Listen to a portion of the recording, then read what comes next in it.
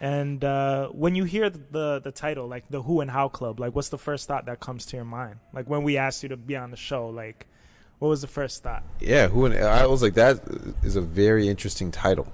You know, the Who and How Club, right? So the who they are and how they did it. And I think that title breeds way to a lot of interpretation. And that's what intrigued me. What about the how part? Did the how stick out at all? The who and how? That definitely. The who is like its own component, and like the slogan of the show is like, you are the Who and How Club, I am the Who and How Club, and we are the who's and how's of this world. Word. Hence the name, right? Like I truly believe that we make the world go round. You know, who we are and how we became the who's that we are today.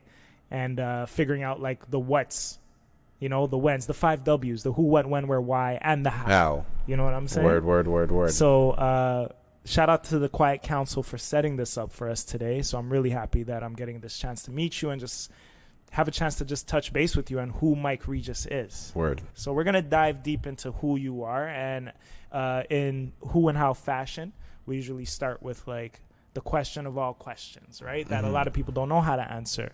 Who are you? So my name is Mike Regis. I'm a filmmaker, film director, going to be one of the biggest in the world. That's a fact. And for me, I'm at the core, I'm a storyteller. I love to tell stories, and I use this medium for my storytelling tools. For self-expression. Exactly. What got you into this medium? What is this medium? How would you define it? I would define this medium as visual storytelling. You know, from a historical perspective, you know, started as pictures, right? So film is just like a collection of pictures just going really, really fast. But with the emergence of digital, now you can record things. So that's sort of the medium. And I came in, obviously, being a younger person in the age of digital. So I would say, you know, even to a degree, I find myself being a digital content creator, too. It's really exploded. So you have more than just the director title. Like a lot of people from the old school, right? They know, they're familiar with the term director, but you define what you do and the titles that you've given yourself more than just that one title. Yeah. Right? I would say because there's video director. Hopefully I'm trying to be a television director. Yeah. So I like to say I'm a director overall. A director overall. Yeah. Yeah. You're also a model. Or you've done some modeling, right? And some acting. Hey man, we gotta pay the bills. We gotta pay the bills, right? So talk to the people about like what it's like for you as a person who tends to be more behind the camera, but then you have those little increments of moments where you're in front of the camera. Like how would you compare the two? Honestly, I have to commend you all for doing that because I can't do it.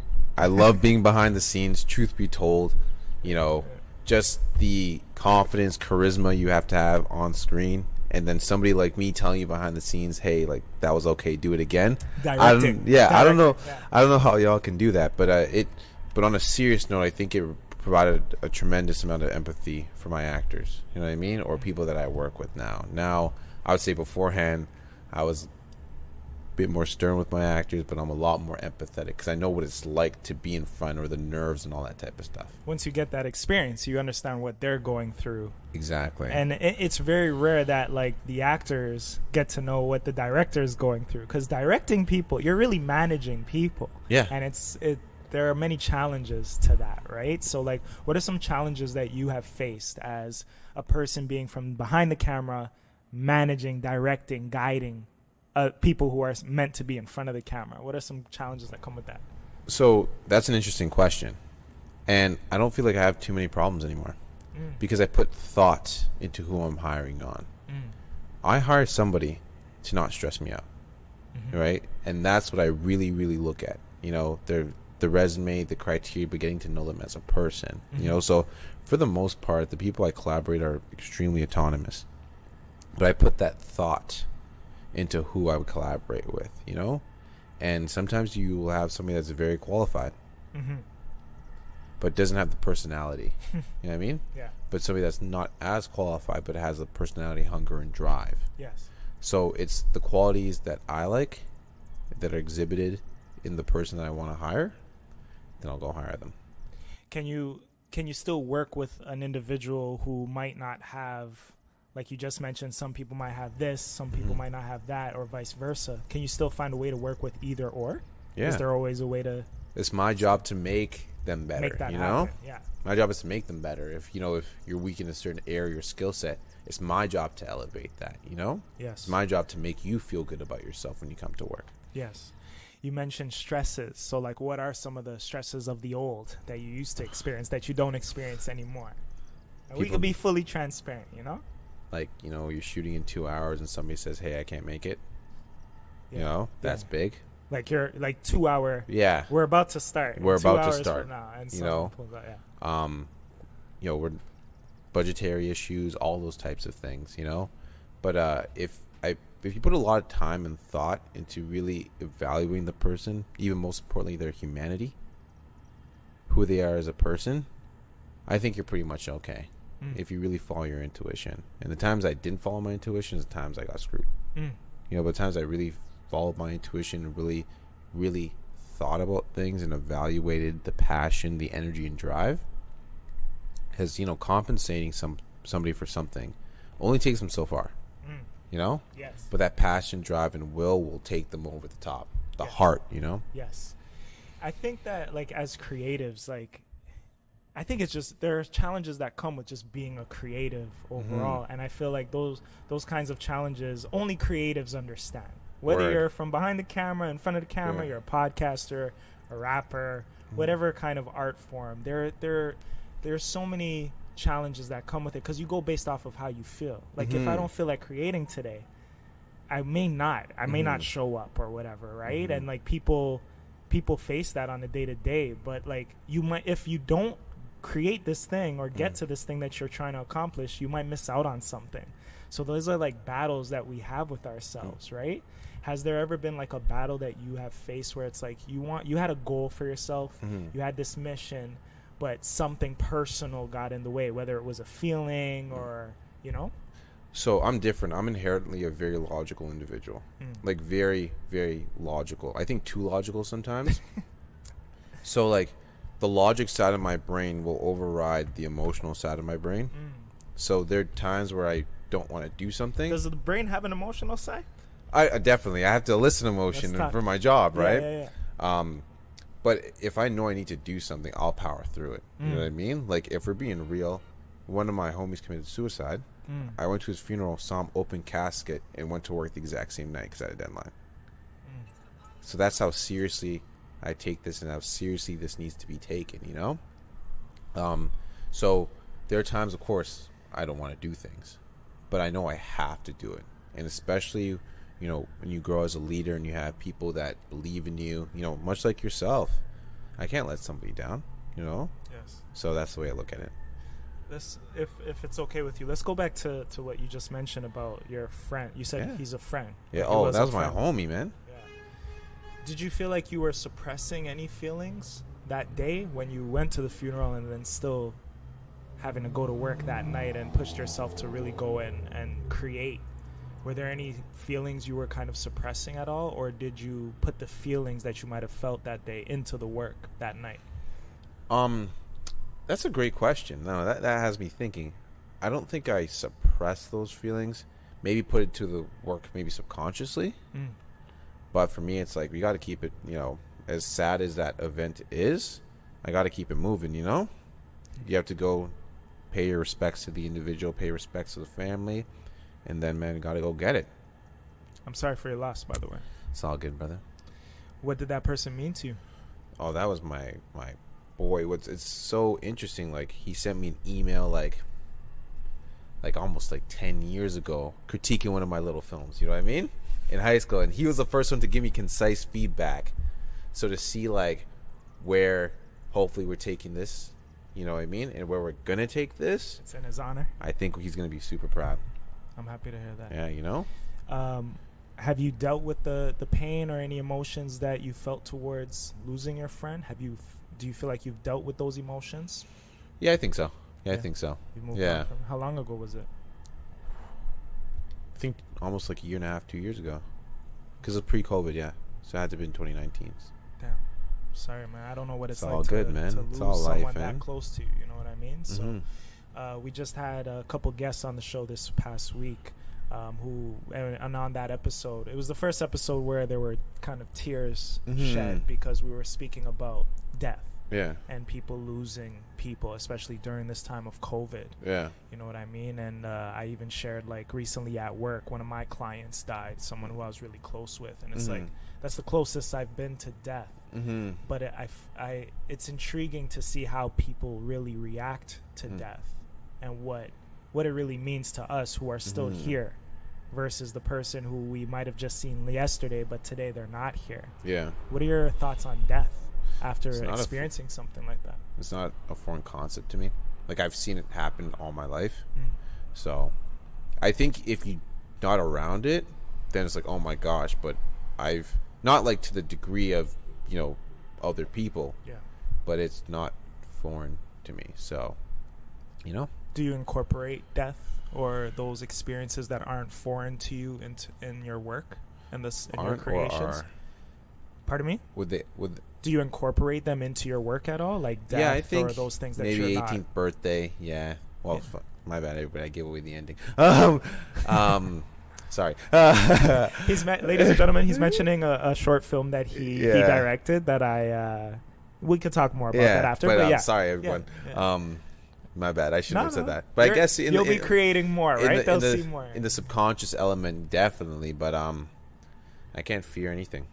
I know that sounds. I believe I have, like, a very, like, militarized general mindset. You know, because when you're leading the team, because as a director, your goal is to. This is the way I look at it. Like, you know, to a degree, like, you're the captain of a ship. You know what I mean? Yeah. And you got to get the team to the other side. And that's my sole mission. I got to get the team to the other side. Yeah. You know what I mean? And they can't see me sweat. So I got to keep it like 100. I got to keep it militant. I got to keep it stoic. But I think if they see you sweat, it kind of builds a little bridge there between you, the relationship between you and the team you're leading. Because, like, I think there's power in vulnerability. There's power in showing that, you still feel, or you're not perfect, right? Even as the leader. That's why they trust you to begin with, to follow your lead. You know what I'm saying? Like, this person is setting a good example for us, is going to take us to the next stage or whatever, and we're all going to bust together, right? Whether it's through artistic endeavors or business ventures, whatever, you know, like teamwork. So I understand what you're saying. But I think it's important to, as a leader, to still show a little sweat sometimes. Word. You know what I mean? You know, I'm learning. Yeah. It's because and I'm learning this too. Yeah. It's okay to show the sweat because it shows that you're not afraid to sweat. That fearlessness is still there, you know? So, like, you sweating or showing the sweat, we're using that as a metaphor. Like, it shows that you're strong enough to still sweat in front of folks and still be that leader, still be that captain, and lead the team to whatever the mission is. You know what I mean? Yeah. So talk about 18th Birthday. Yeah, I thought that was a little short film I made. Yeah. Thank you for watching it. Yes. And I think it was just something. Thank you for creating it. Oh, well, because thank you. I think the subject matter in it it's spot on with things that we're seeing in the news and stuff like that, and, you know, in the communities that we're all from, you know what I mean, especially being black. So I think it was a necessary story to tell. Word. Thank you, man. I really appreciate that. And it's, you know, I think when it comes to these projects, I kind of found that, like, I think as an artist, when I was kind of like, this is what I think and this is what I want to see, that's when people really responded. But when I was doing things I thought people would like, that's when no one responded. And I always found that very, very interesting, you know? So, say that again. So, when you were doing things that you liked, you're saying people were responsive or were not? They were. What you liked. The things I liked. As opposed to catering to what they liked. Yeah, which I thought was really interesting, because you would think it's the opposite, right? Let's talk. Let's debate that. Meaning as in, because we know, especially like in music, let's use the music thing. Like, are you making it for yourself? Are you creating for self, or are you creating for an audience? It's true. So invite us into the realm of being in your shoes and what the differences might look like when you are creating for others versus for yourself. What benefits I think when you're creating for others, they're paying you. And when you're creating for yourself, it's self-funded. But I think when you're creating for others, you have to keep them in mind, you know? Because I do some client work as well, fortunately, and that's you're creating it for other people, right? But when you do something for yourself, this is what I like. This is my point of view. This is my voice. Yeah. But what I found so interesting is in the films that I made that my voice was and is expressive. That's when people start to gravitate towards. I think it's authenticity. Yes. But yeah, for sure. I think if you build it, they will come, right? Yeah. Regardless of what medium you're creating in. And I think it's important to just express oneself. Yeah. And then I'm sure people will relate to it. Like when I created this platform, the goal was to just show people that like we could speak to strangers and learn so much from one another, right? And it's not necessarily like a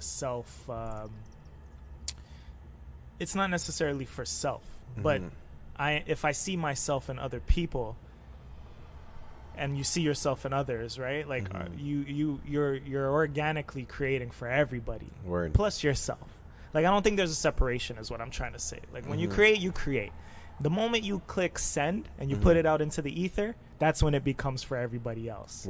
I think at the core of creation, you're always creating for yourself because you are a creator. You get what I'm saying? Yeah. You have the eyes, you have the hands, you're the sculptor of whatever your idea, because it's coming from your mind. So it flows from your mind to your heart through your arms and your fingertips, and you're controlling this thing. And now we have access to so many people. So the moment we put it out there, I feel like that's when it becomes for them, you know? It's like a gift you're sharing to strangers, people that you don't even know. Word. Do you agree, or am I losing you? I understand where you're coming from. Yeah. For me, it's like, because I think this is on like an introspective point of view on that subject of like creation and creating for yourself. I'm more interested in the intention behind the creation. If I intend to create something for you know what I mean? I'm creating it for you. That's the way I look at it, you know? Yes. Yes, I might be the creator, you know what I mean? Yes. But I'm creating it for you, and that's my approach to it. Yes. Because my cognitive process will change. It's like, what do you think about it? You know what I mean? That's what I'm going to say when I'm creating this. What do you think about it? What do you think about it? What do you think about it, right? Yes. And what your thoughts on that supersedes my thoughts on that because I'm making that for you. Versus me making something for myself. What do I think about it? And I put it out in the world, but I have to be wary and cognitive of the reception that I might get for it. That's my point of view on that. I get it. Yeah. But we never know. We never know what kind of reception we're going to... Yeah. We could assume. It's true. We might create something and we're like, oh, no one's going to like this song. Yeah. And then, it's the one... Right. That propels you to the next level and is the breakthrough song of or the film or whatever, right? So it's just like we never know as creators. It's just it's like throwing things against the wall and seeing what sticks. It's true, and it's and art. I would say to a degree is an emotional art form. You know what I mean? Meaning as in it's meant to elicit emotion. That's to say, I feel this song. This movie made me feel something. You know, there's a feeling associated with art in that art form. Yeah. So I think if you inspire an emotion or spike an emotion within your artistry, that's an accomplishment. I think it's an accomplishment. I agree with you. That's the way I look at it. I like that. It's about feel, you know? Yes. It's really about feel. I think music especially, you know? Like yes.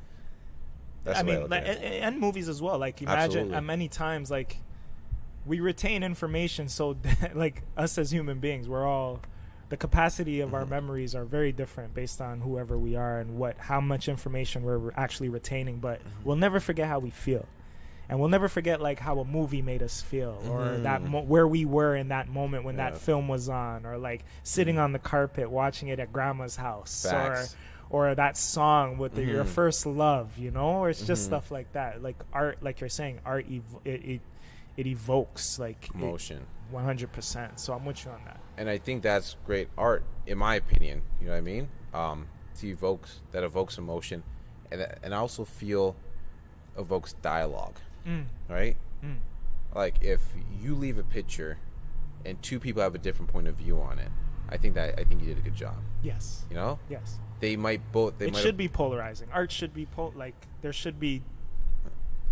Exactly. People should be debating it and arguing Yeah. it and having different sides of like difference of opinions on it. Yeah. You got it. And There's even an if, accomplishment there. even if one person liked it, one person hated it. Yeah. You know what I mean? Yeah. They can still provide reason and point of view as to what works and what didn't.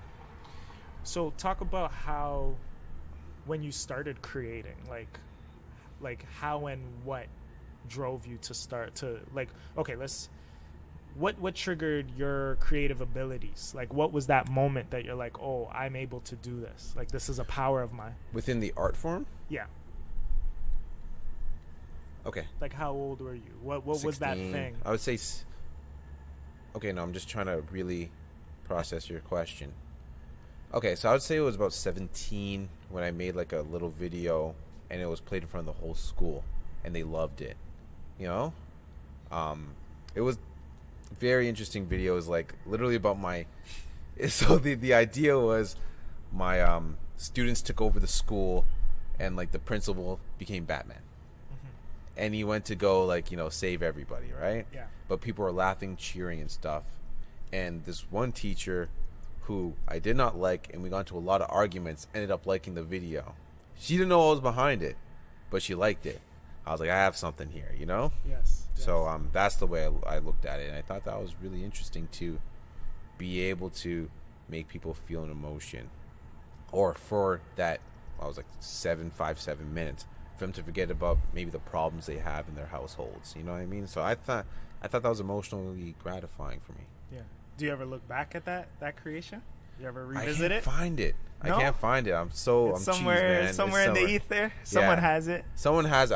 I know somebody that might have it. I'm gonna try to get that.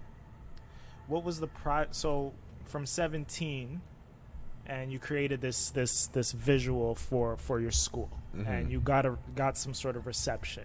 People laughing, people feeling, people who you never sort of got along with reacted to it and felt a way towards it. Then what spiraled into the Mike Regis I see today sitting across from me? It's just that drive to really do this, you know? I was interested in video beforehand, but practicing my craft. And when I was in high school, I would email like some producers and stuff. And one producer from Toronto got back to me. He's like, hey, do you want to be a PA? You can come out.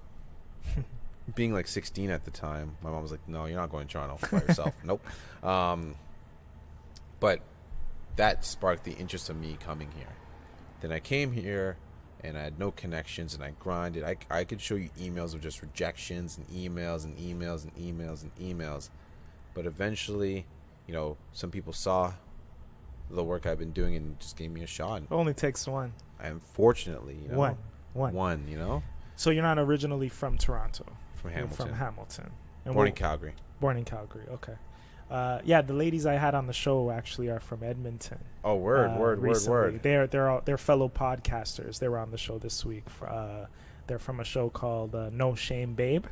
Oh, and wow. They're based out in Edmonton. So it's funny that, yeah. So you're originally from Calgary, and then from Calgary you moved to Hamilton. What was life like in Hamilton for you? It was cool. Growing up. It was cool. Definitely made a lot of friends. At the time, I definitely had a lot of... Well, my bad. I went to Calgary to Vaughan, then to Hamilton. We'll skip in the journey. But I would say Hamilton was great. I met a lot of great friends. I didn't have a self-identity at the time. So I feel like retrospectively, I definitely was struggling with that aspect of self-identity and fitting in and things like that. And I would see how...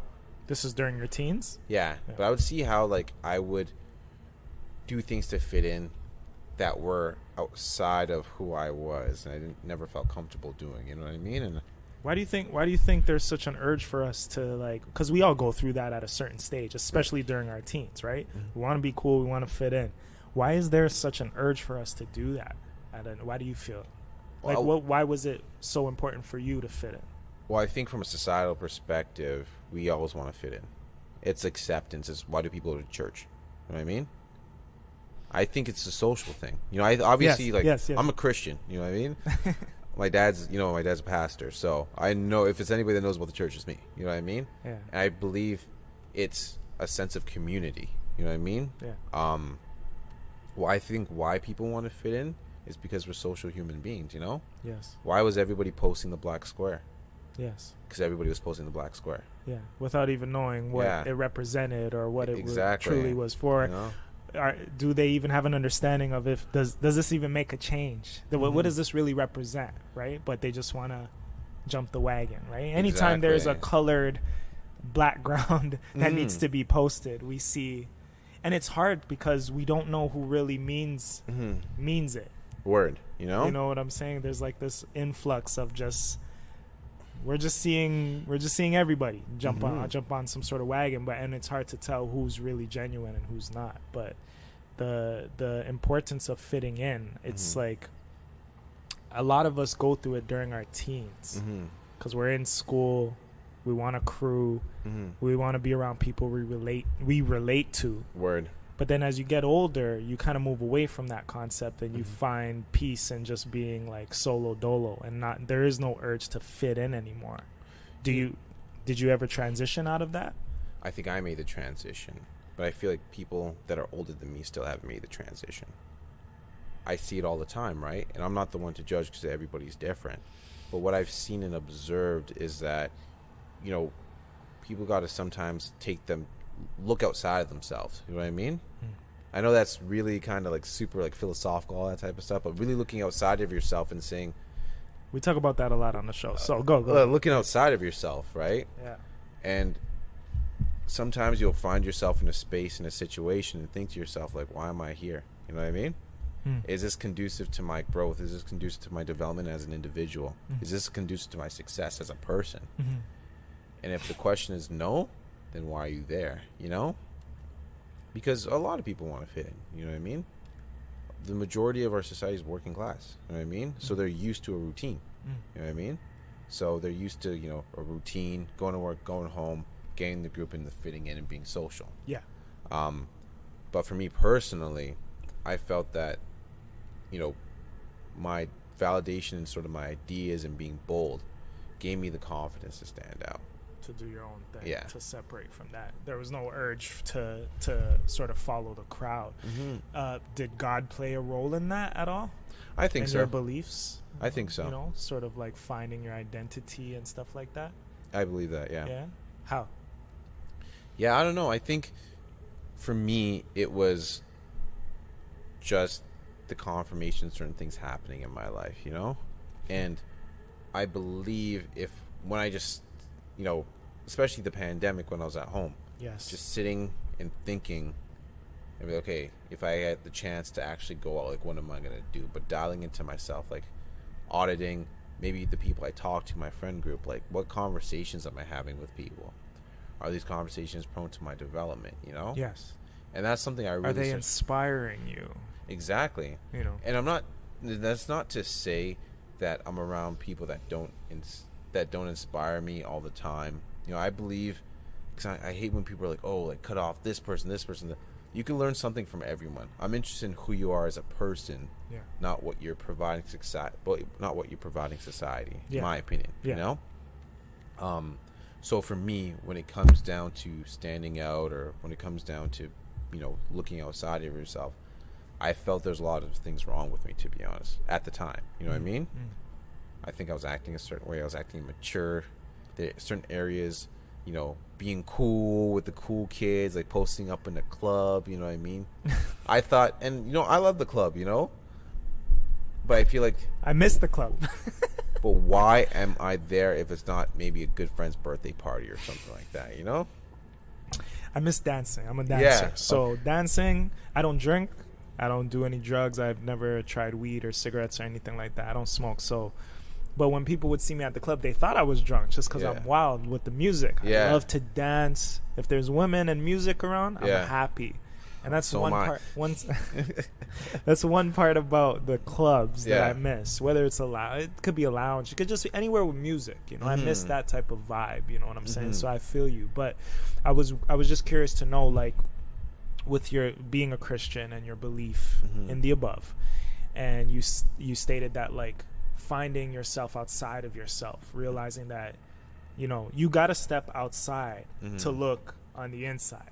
Like you Facts. you Yeah. gotta separate the two. A lot of us aren't able to. We're so embroiled in the things that we have going on, Yeah. and our egos and stuff like that, that Yeah. we're not able to step away from a moment, look out and be like, look in from the outside and be like, Word. hey, these are some things I need to work on. Big facts. These are some flaws of mine.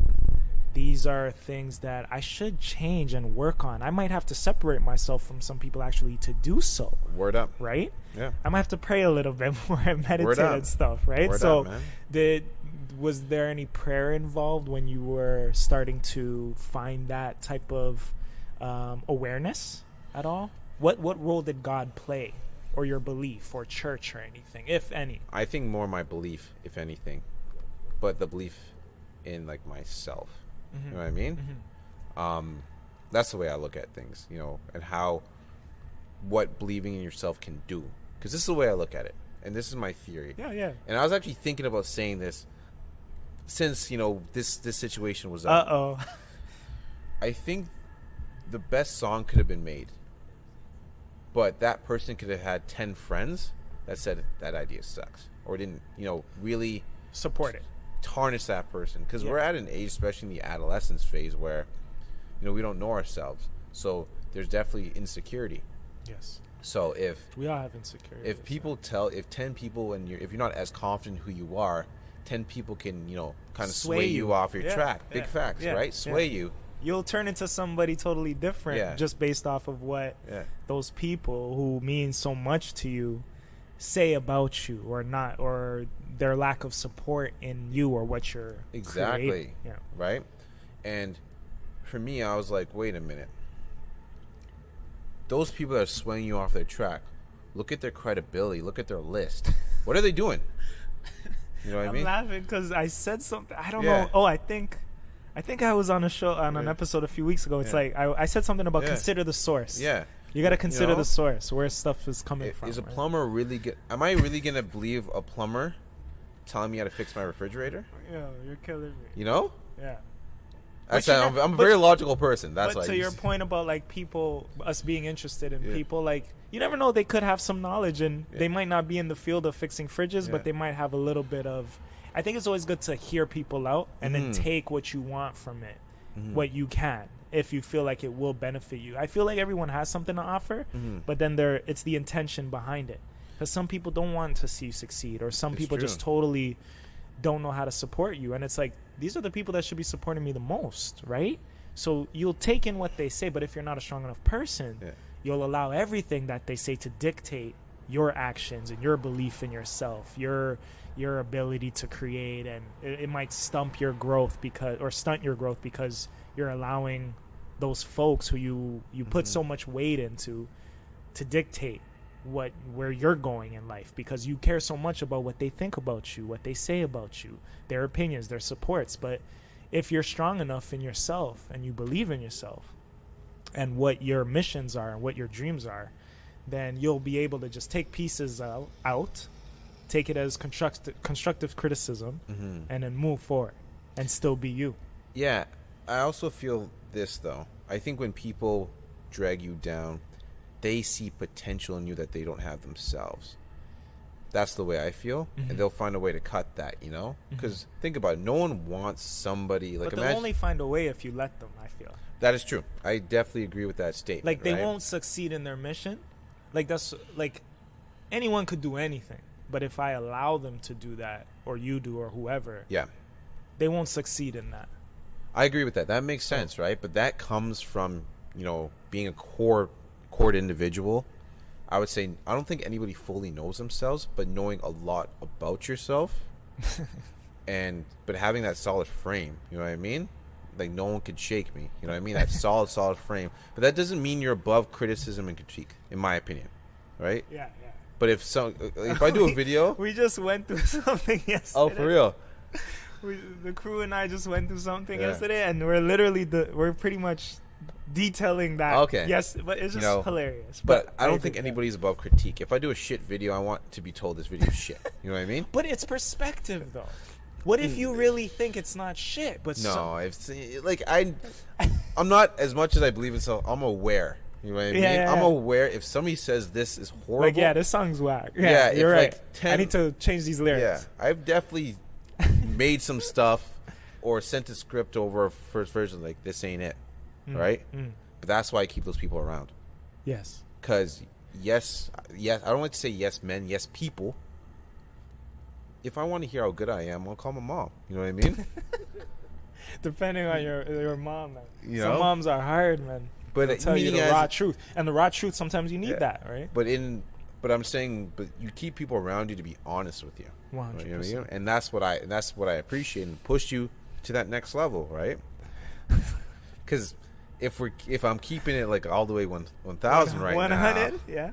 my art and work got better when I had people that told me the truth and tell me what I didn't want to hear. That's when things got better. You know what I mean? That's the way I look at. That's the way I look at shit. You know what I mean? To keep it all the way 1,000. I don't you like know? you as a guest today. I feel like, did I say something? You like should again? you should be here like a month from now. Okay, like, not okay. the day after something that Yeah. Oh man, my bad. you're mirroring yesterday. So That's what I look at. I don't disagree. I'm just gonna Yeah. say I do not disagree with you. What you're saying is facts. Yeah. And I'm learning that now as well.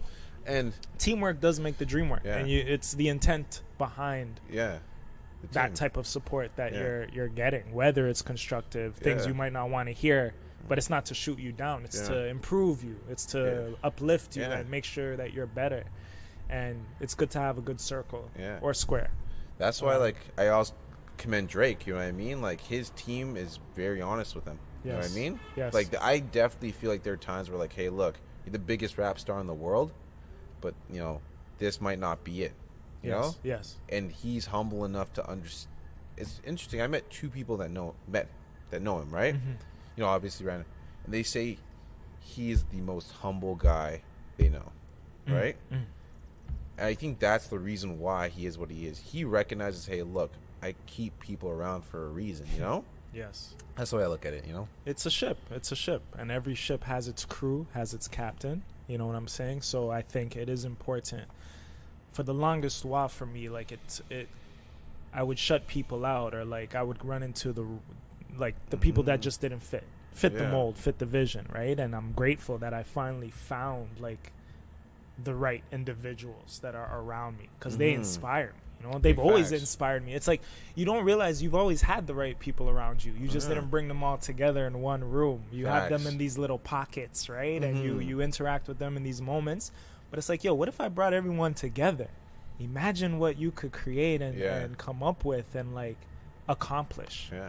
With everyone's just being honest, brutally honest with one another, inspiring one another, supporting. You know what I'm saying? Exactly. Yeah. And that's the way I sort of look at things. And but also understanding everybody in the team has a role. And, you know, me personally, if I go into another situation, I'm not the leader at all. I learned from better leaders around me. So that's something that I'm excited about personally. What's your how would you define, if you don't mind me asking, your relationship with God? What's your relationship I like? think I have a good one. He's blessed me. You know what I mean? I got to say I'm definitely a very blessed individual. Yeah. I don't know. I think that's such an interesting question, because how do you define a bad one between a good one? I don't know. With God? Yeah, I don't know. You don't 'Cause- think that you could describe it in the same way you would with a person, with another human being? No, You I don't think you so. could have a bad relationship with God? I don't think so. Because first and foremost, like, if we're talking about, like, because if somebody that knows about God and the church, it's me. I will tell you with most certainty and confidence, I've been in that world all my life. Yeah. So if it's somebody that has that certainty, Yeah. it's me. I think everybody's relationship with God is different. You know what I mean? It is, yeah. It's different, right? And I think that's something that's between the person. And and That's the way I look at yes, it. You know what I mean? Yes. So, people could say they have a bad relationship with God if they're not getting what they want. Mm. You know what I mean? And people could say they have a good relationship with God when they get what they want. Yes. Why do people pray to God when things are going bad, not when things are going good? Right. You know? Right. I always ask myself those questions. So I believe if I'm walking in my own purpose as an individual, you know what I mean? And I'm conveying, I'm not, like, truth be told, because I'm a super honest person. Like, I don't go to church on Sundays. But I believe if I take a lot of the teachings that I find valuable personally, like, treat people right and things of that nature, then I think I should be good. God. Oh. He hears you. He hears you. No, I'm with you. Yeah. I'm with you. That's the way that's my perspective and point of view on things. No, I appreciate that. I agree with you about it is to each his own. Like, your relationship it's a private relationship as well, right? Mm-hmm. I'm not really big on religion. Mm-hmm. I might use God as, like, lack of a better term. Mm-hmm. You know what I mean? Because that's what we've been taught. But I feel connected to a higher power, higher source, right? And I create through that. Even my relationships that I have, it's because of God. It's because we're here today because of God. Mm-hmm. You know what I mean? It not working out in there, it's because of God. God knows it's not going to work in there. Mm-hmm. So it provides us these opportunities to be out here and to be in a better space. Facts. To create and feel more confident and comfortable with each other, to share, to talk about Him. Word up. You know what I'm saying? So I have those similar mentality to where, especially when it comes to the relationship. But yeah, a lot of us experience God very differently. Mm-hmm. I just never understood why people think that you do share. Like, we'll talk about the church, right? You'll have, let's just say, 100 people that are a part of the congregation. Yeah. For some strange reason, everyone in that building tends to feel or think that they view God the same. Like, because you're following this specific congregation, like, the image of God is the same. But we all view God very differently in our brains. Word. And we all experience God in different ways, right? So how do we all worship the same God? That's an interesting thing. But again, that's more of the spiritual type of realm. For me, I'm a very, like, fact-based person, so I don't know if I can come with a conclusion or I'm just asking you, to that statement. Thoughts? I don't know how to say that because that's more in the spiritual realm. Like, certain things I would talk about, like confidence, things like that's sort of based on fact or societal fact, or our the confidence. Like, no, like we're just talking about, like, the idea of confidence or the idea of cutting people off. You don't think that's not spiritual? The confidence, or that's not there's no spiritual aspect to confidence. We'll define confidence. Belief in oneself. Right. Yeah. I think. Okay, belief in oneself, right? Yeah. Well, okay, I'll give you. It's confidence. It's spiritual belief. I feel there's spirituality attached to that. I don't think society teaches us how to be confident at all. I think society wants us to be the opposite. Really? I think that confidence is something you have to find within yourself, and the spiritual realm or God is connected to that. Well, actually, like, Carlos can't give me confidence. You can't. I actually disagree with that statement wholeheartedly. Respectfully. You know what I mean? Let's go. Okay, so let's talk about kids that succeed or people that succeed, right? Yeah. Versus people that don't. Yeah. People that do well are, generally speaking, people that grow up in a 2-parent household versus a 1-parent household, right? I'm listening. Let me reframe the word succeed. Because there are people that succeed in a 1-parent. But in terms of, because that's just what we see. That's what we see. But I want to just reframe and say there are people that have succeeded and will succeed from a 1-parent household. I just want to express that, sure. Yeah. Because if one parent's doing the job of 2 parents, that's commendable. Right. But I think growing up in a 2-parent household will really. I grew up in a 2-parent household for a very long time, and I can see how that has made me more confident having the father and the mother figure in my life. So I do believe people inspire confidence in you. I think in relation to society, right? Yes. For example, being black, being dehumanized and things of that nature, or saying that you can't do it or all that. That's how, and it's to your credit, that's how they take your confidence away. But I believe it all starts in the house. It all starts at home. Yes, everything does. Because your home is your foundation. Yes. You know what I mean? Yes. And if that foundation is built, then that makes the confidence, right? But what happens when you have an environment that is so toxic and has been created to your detriment? It's created to weigh you down, and then you, out of this rubble and this flame and fire, out comes this flower, this daisy of confidence from one individual who has overcome those things. That's one individual. So what about everybody So it's else? an anomaly. Yeah, to a degree, right? Because we always think, like, for every one Drake, how many people are trying to be Drake? You know what I mean? I think for every one person that forged out a fire, look at 50 Cent. His story is crazy. You know what I mean? Yeah. Like his mom was shot Murdered when he was young. Yeah. Like on paper, that story wasn't supposed to work. Yes. But why did it work? You know what I mean? It fueled him. It fueled him. Yeah. But I'll tell you, there's so many people, unfortunately, in that scenario. Yeah. That it probably crushed them. They've gone the opposite. Yeah. Or probably didn't inspire confidence. Yeah, you know what I mean? Yeah. So I do believe it comes, but I think that's why. But they found it in themselves. Okay, let's meet in the middle and say it. I think both plays a part. Yeah. You know what I'm saying? Because something can happen to you. That's the fact, right? That's the fact base. Like, yes, my father abused me as a child. Yeah. That's the fact. Yeah. But now the internal part, the spiritual part is like, will I allow that abuse to shape me into an abusive being, a person who's been abused, and allow that to shape me in a negative way? Or will I use that to my advantage? That's the mindset, though. Okay. That's the shifting of the mindset. You know what I mean? I believe, and you're right, because I'm not disagreeing with you at all. No, this is great. I mean? This is beautiful content. Your perspective is very true. You know what I mean? But that, in that moment, is the shifting of the mindset. And the shifting of the mindset, I feel, if again, let's go back to friends. You know what I mean? If you have a bunch of friends around you that don't want you to succeed, you know, how is your mindset going to change? Or and that's where you go back to, you know, looking outside of yourself and dialing into who you are. Yeah. And for me personally, what changed my mindset was I met, you know, a bunch of successful people, and they were like, we see something in you, or you're going to succeed. Yeah. If these people meet a bunch of people, why are they all telling you the same thing, right? Right. Because because this is getting, remember I told you it was going to get real. I think for a long period of time, I didn't have any confidence. Very insecure in myself, and I will admit that. Yeah. But, you know, again, you know.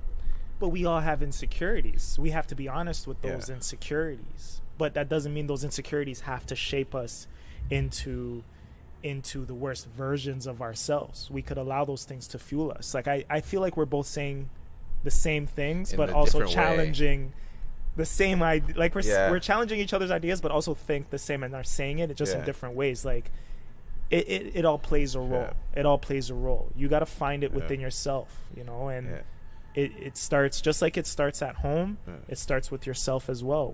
When you leave that home, it's time for you to live. It's time for you to leave the bird cage. So now you have to find things in yourself you're going to take everything you learned, take everything you witnessed, you were a witness to, whether it was something negative or positive, and figure out how you're going to use those things that are your foundation, whether negative or positive, to transform into this being that you see yourself becoming.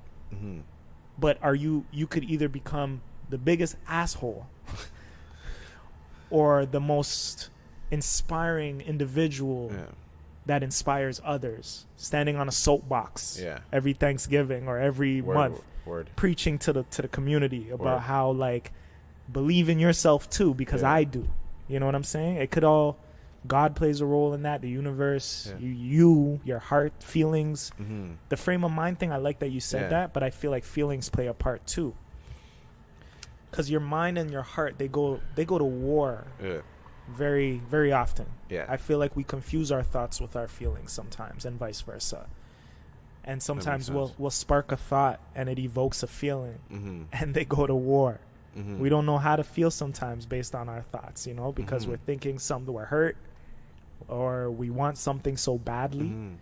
But if you find a way to control your emotions and channel them into something different, or express yourself through art forms and get that hurt or that pain, those things that have been holding you back, I think that you could find a way to master both.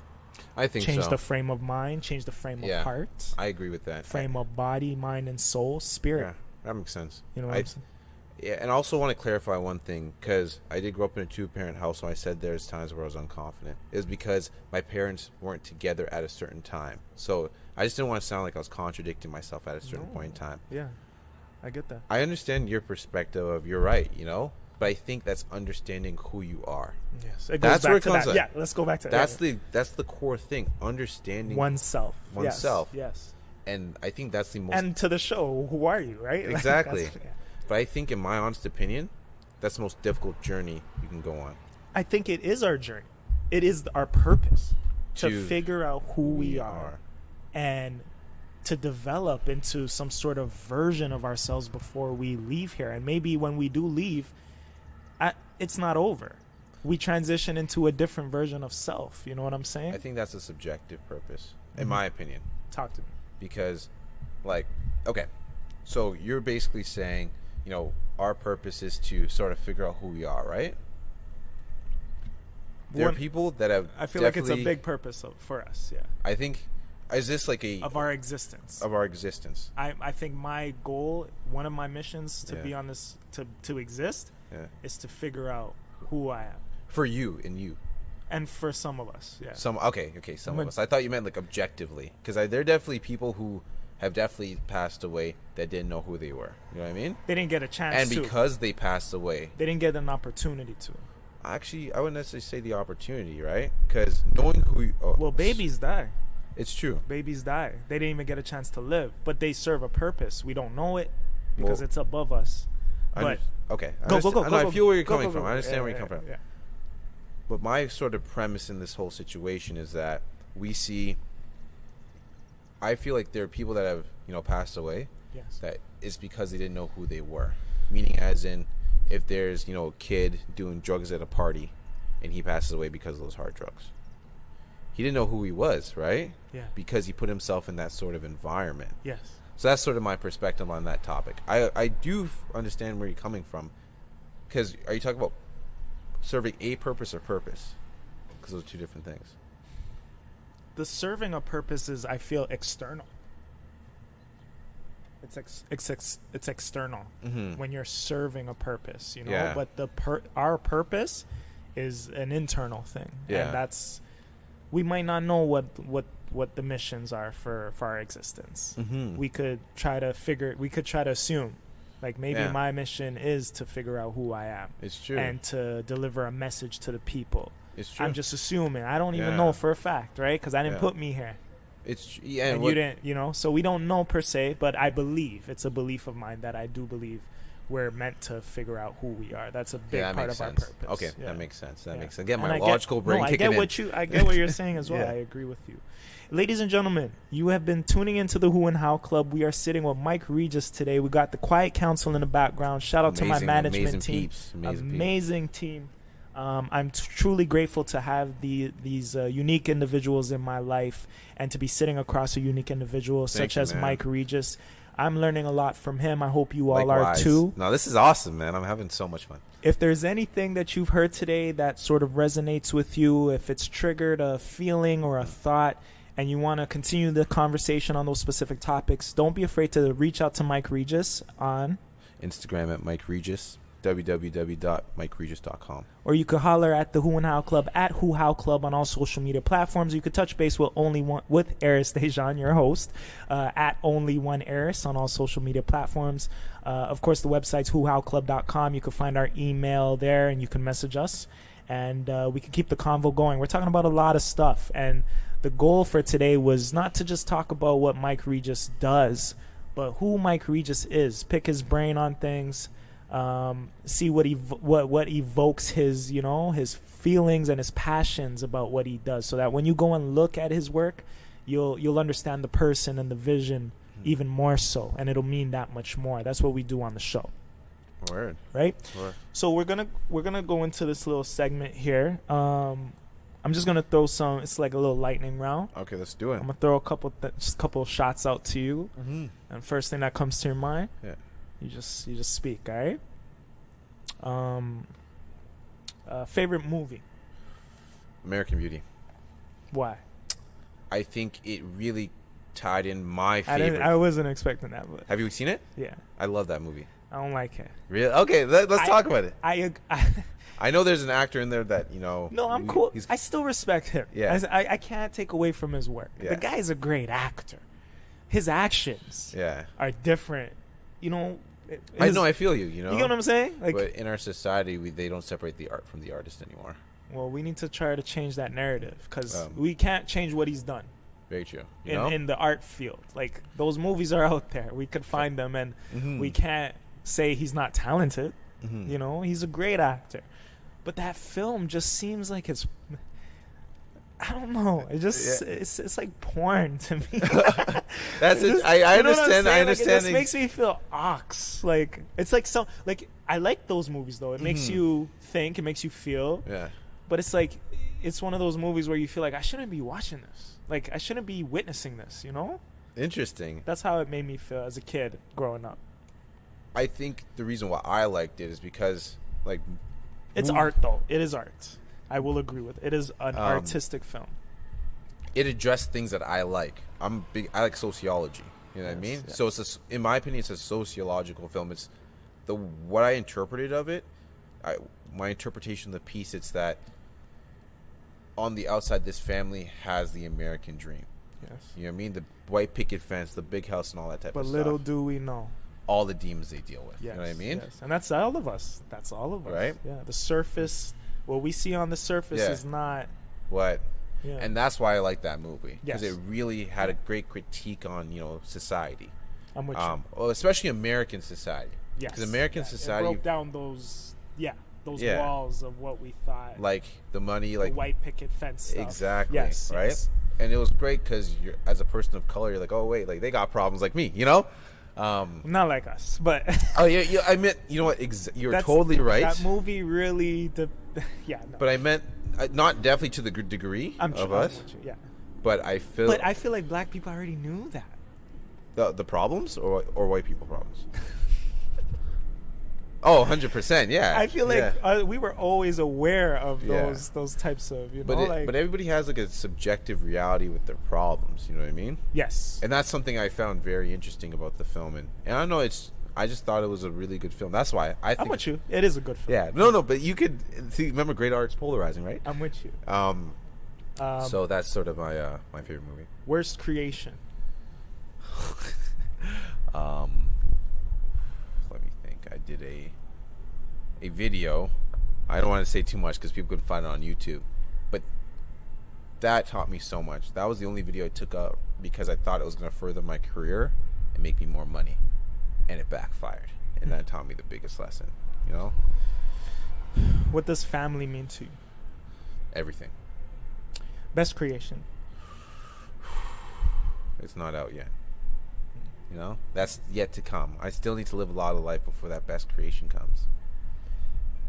Don't think about the name of the city that Yeah. you were born in when I ask you this question.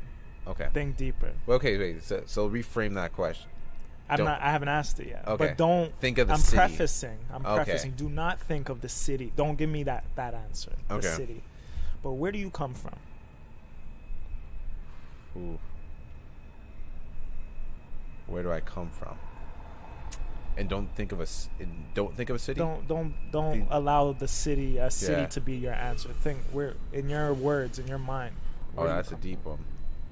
I don't know, man. I think I come from. I'm a logical person. I come from my parents, obviously, but I think on a spiritual sense, I don't know. That's a question that I can't answer right now. What triggered you to become the version of you that you are today? Like, what's the last thing you went through and you're like, oh, okay, now I'm really Mike Regis now.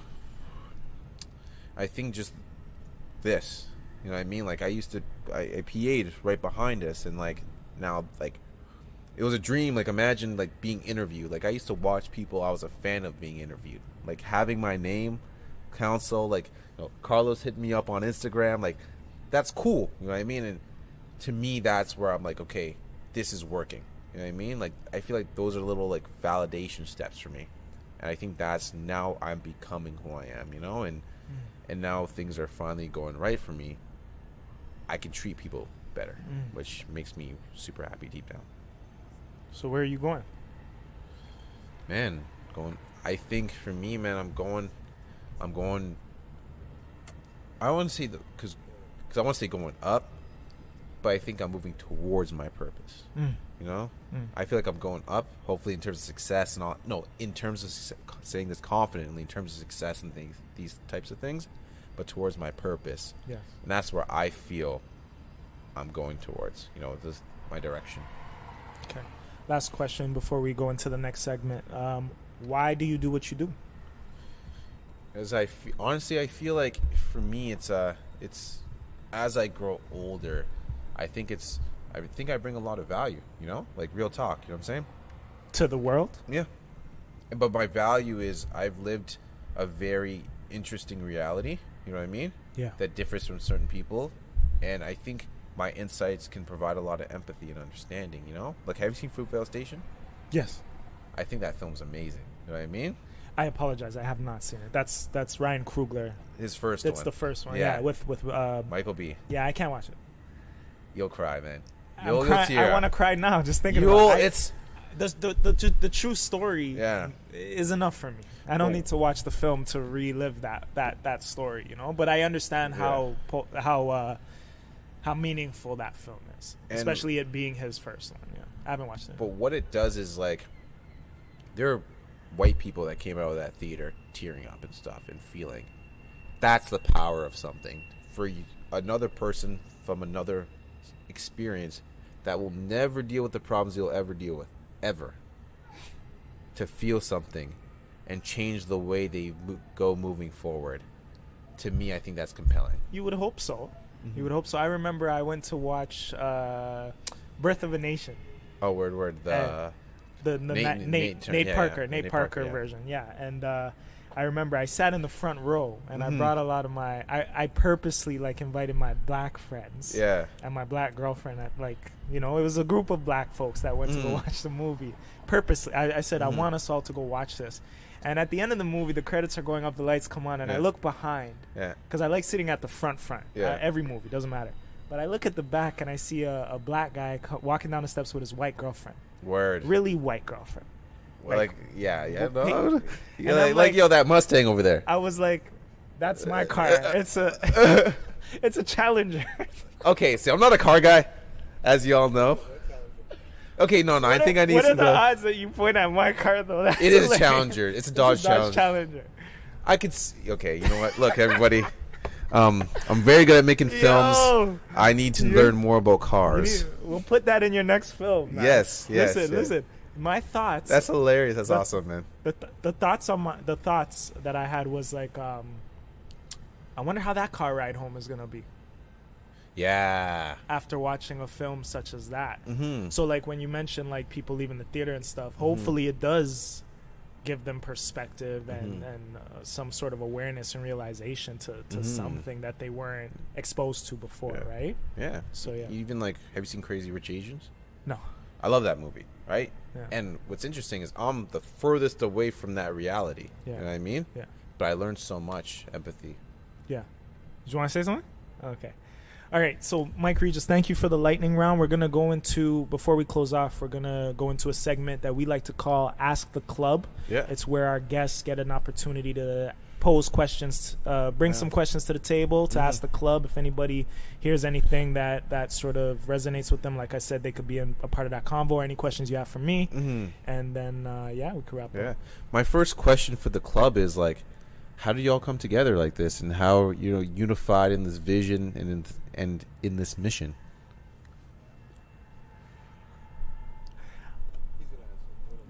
I'm gonna answer.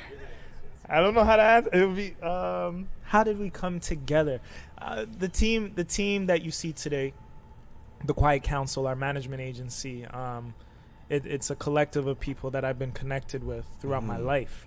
People that have inspired me, guided me, mentored me, from my perspective, and they've played a role in my life in some way, shape, or form. You know what I'm saying? And it goes back to what I was saying earlier. It's like you have these groups of these individuals in your life that mean something to you, but they're all in little pockets. Word. And you're like, why don't you just bring everyone together so you could create and build together, because everyone has something has a talent, has a power. I look at my talents as powers. This is stuff that I was born with, these abilities, and I see abilities in the people that I keep close to me. Word. And it just so happens that we have similar visions, and we said, let's come together and, just like make the vision come to life. Just like the Who and How Club, like this was just an idea.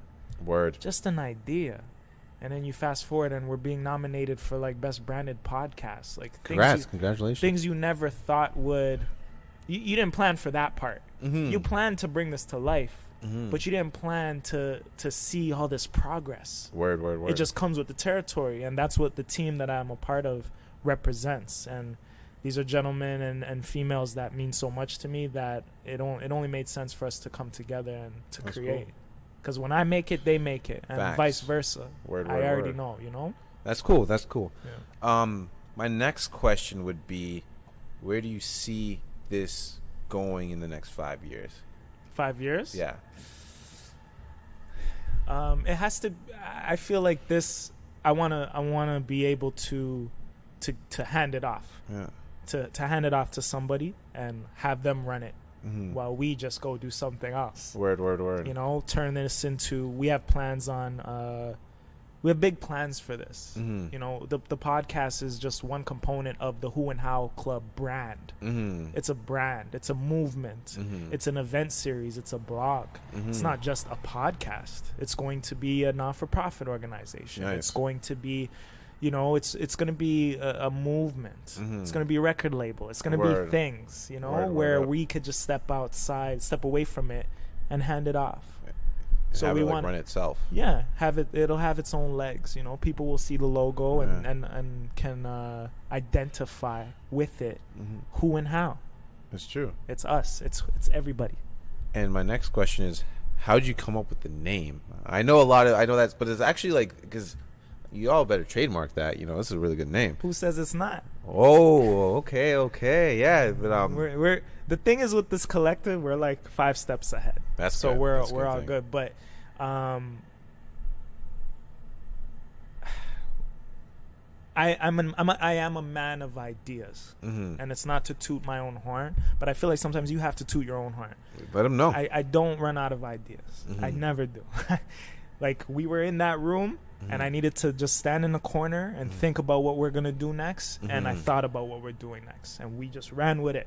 Right? Like, I just, my brain is always going, even when it seems like it's not. And to come up with the title for this, it was very simple. It was just, what was my focus? People. Word. People intrigue me. And what makes the world go round? Us. Word. Who are we? We don't know. Word. How do we become who we are? We don't even delve into that enough. How many, you mentioned Drake, or you mentioned any artist, let's just say, right? We see them pop up. We know they're famous. They're a famous actor, famous somebody, but we don't know that journey. And they might do a 1-hour special that'll show pieces of that journey, but there's more to that. What's their beginning? How did they get there? Did they become the version of themselves that we are witnessing and partaking in today? You know what I'm saying? So that's the goal. It's like, who are you and how? How did you become you?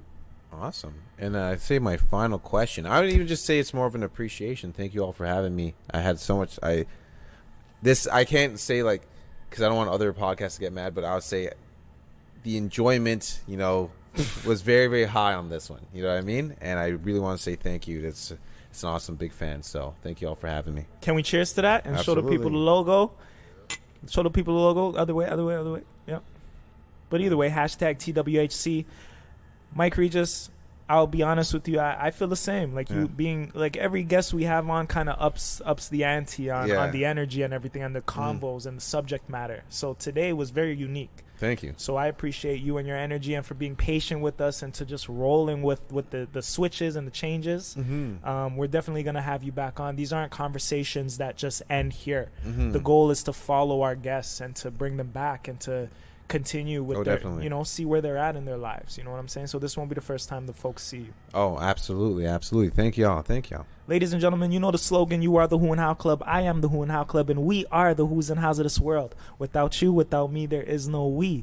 So why don't we just spend it just, you know, sharing experiences with one another, conversing, and picking each other's brains on how we think, feel, how we live. We're sharing this one thing that we all have in common, and it's called life. And that's why we created this safe space and this platform to just talk to strangers, people you don't know, and just share. That's how you learn. So you learn about others and you learn about yourself. You've been tuning into the Who and How Club. It's your boy Arys Déjan. I'll check in with all of you in a week. Shout out to the Quiet Council. Later. No, that's fun, man. Thank y'all. We got deep, you know? Yeah, thank you. Sorry, yeah, we got into it, you know. No, you know what I appreciated? Yeah. I hate that chair. Worst chair in the When world. you guys were talking about the religious. Yeah. Are we still on live? You're going into your. No, I stopped it. I stopped at an hour. I stopped it about half an hour ago. But yeah, that's the part that I really appreciated. The fact that you shared your religious background and your views on it. You know what I mean? It's not a lot of people like. And the fact that you're a factual person, just like myself. Like you wouldn't expect that from a religious someone who has such a heavy religious background such as yourself, right? So I did like that. Yeah, no, dope, man. Thank you. Give it to something. Oh yeah, for sure. Follow me. But truth be told, like right now, I don't practice. Like you'll still see me in the club getting drunk. I'm gonna be very honest. No, see that. That's what I like. You know what's funny? I actually have a friend of mine recently had a father. He's very religious, right? Like his father actually is similar to your background, right? But he tends to feel like I guess he's moving. I guess he's decided to take the next step and take more responsibility over his church and things like that. So he's become very judgmental. So things that used to be okay, that used to be just hang out, go to parties and stuff like that.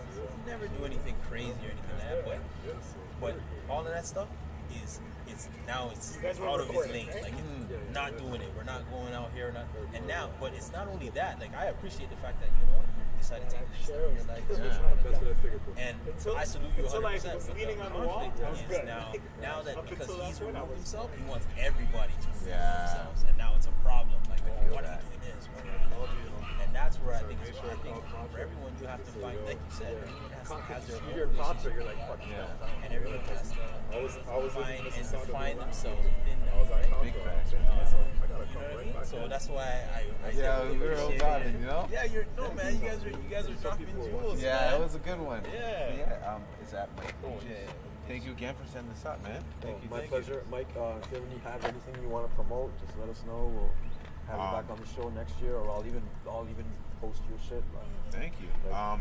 Actually, I have a short film that's going to be on. So 1 of 6 directors chosen in Canada next month. And when voting comes, I'll just send it to you. Yeah, exactly. Send it Thank to me. you, I'll man. put it on Yeah, TTC, so I just tell everybody to vote. Thank you, man. You're part of the club now. So Oh no, I enjoyed it. You're club alumni. Thank you, man. You're part of the club now. So We gotta do another one. It was deep, right? Like I liked it. Dave Trendy, Dave, but spelled like a French way.